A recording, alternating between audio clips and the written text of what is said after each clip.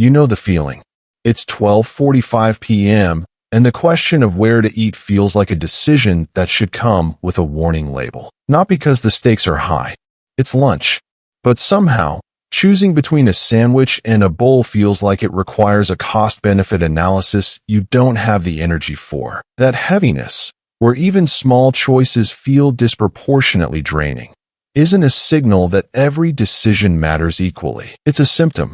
A sign that your cognitive resources have been quietly spent on a dozen invisible choices before lunch even happened. This heaviness isn't a character flaw.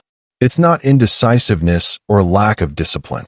It's a predictable biological cost of how you sequence your decisions throughout the day. And here's the promise of this video.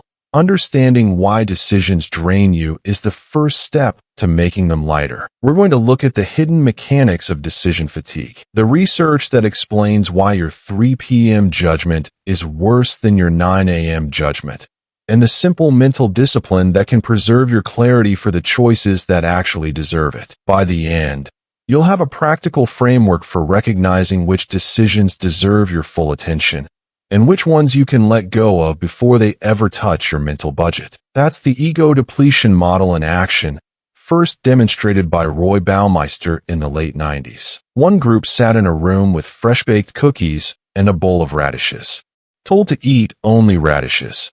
Another group could eat the cookies freely. Then both groups were given unsolvable puzzles. The radish group, the one that had resisted temptation, quit in about 8 minutes.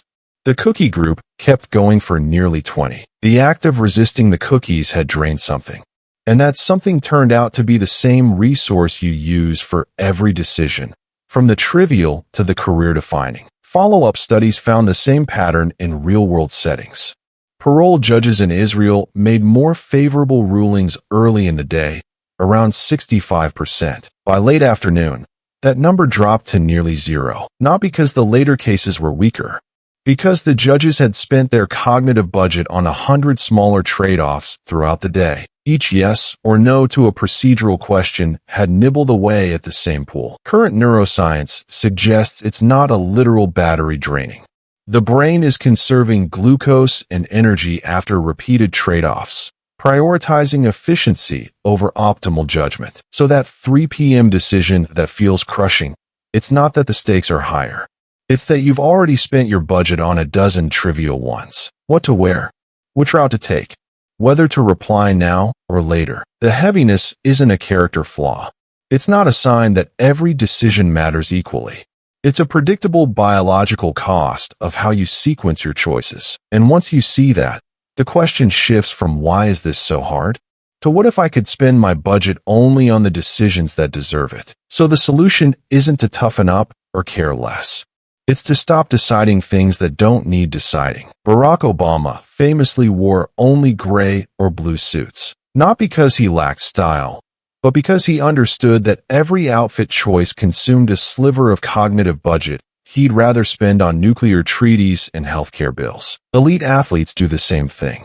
A pre-shot routine in golf, a specific sequence of breaths before a serve. These aren't superstitions. They're automated decision loops. The brain knows, when X happens, do Y. No trade-off required. You can build your own. A default lunch. A standard morning sequence. A simple rule. If it's under 5 minutes, do it now. These aren't restrictions. They're cognitive armor. The goal isn't to eliminate decisions. It's to recognize which ones deserve your full attention. The discipline of pre-deciding transforms the heavy feeling from a daily burden into a manageable signal, one you can act on, rather than be paralyzed by.